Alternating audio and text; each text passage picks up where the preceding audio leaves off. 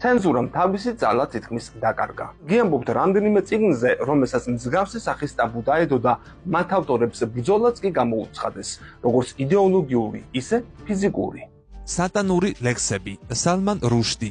ეს ნაწარმოები აღწერს ინდოელი ემიგრანტის ცხოვრებას, თანამედროვე ინგლისში.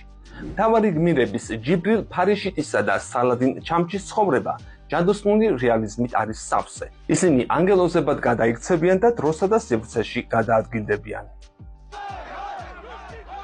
თუმცა მუსლიმურმა საზოგადოებამ ჩათვალა, რომ რუშდის შემოქმედება ისლამს მიწავს. სატანური ლექსების გამოქვეყნებიდან ერთ კვირაში ინგლისსა და მთელ მსოფლიოში წიგნის აკრძალვის მოთხოვნით საპროტესტო აქციები გაიმართა.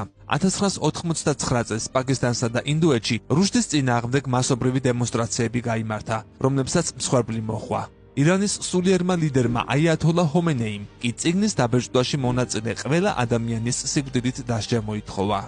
მარტოსულობის უპირატესობანი სტივენ ჩბოსკი. სიუჟეტის თანახმად, პატარა ბიჭი ჩარლი წერილებს უბრძანის ანონიმურ მეგობარს, სადაც აღწერს თავის ცხოვრებას, რომელიც სისასტიკით და სექსუალური ძალადობით არის სავსე. ჩარლი აღწერს თავის პირველ სიყვარულსა და სუიციდს. მისი ემოციები სრულიად გასაგებია ყველა ახალგაზრდასთვის გარდატეხის პერიოდში. წიგნი სექსუალური შინაარსის სცენების გამო აკრძალული წიგნების სიაში მოხვდა. რომანის მოტივებზე ჯონ მალკოვიჩმა ფილმი გადაიღო, რომლის რეჟისორი სტივენ ჩბოსკი გახდა.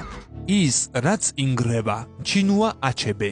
აფრიკელი მწერლის ჩინუა აჩებეს ის, რაც ინგრევა, მისი ყველაზე ცნობილი ნაშრომი გახდა, რომლისთვისაც 2007 წელს მან ბუკერის პრემია აიღო. რომანში აღწერილია თუ როგორი გავლენა მოახდინა ბრიტანულმა კოლონიალურმა სისტემამ და ქრისტიანულმა მისიონერობამ ადგილობრივ აფრიკულ თემებზე. აჩებეს რომანი მალაიზიაში აკრძალეს.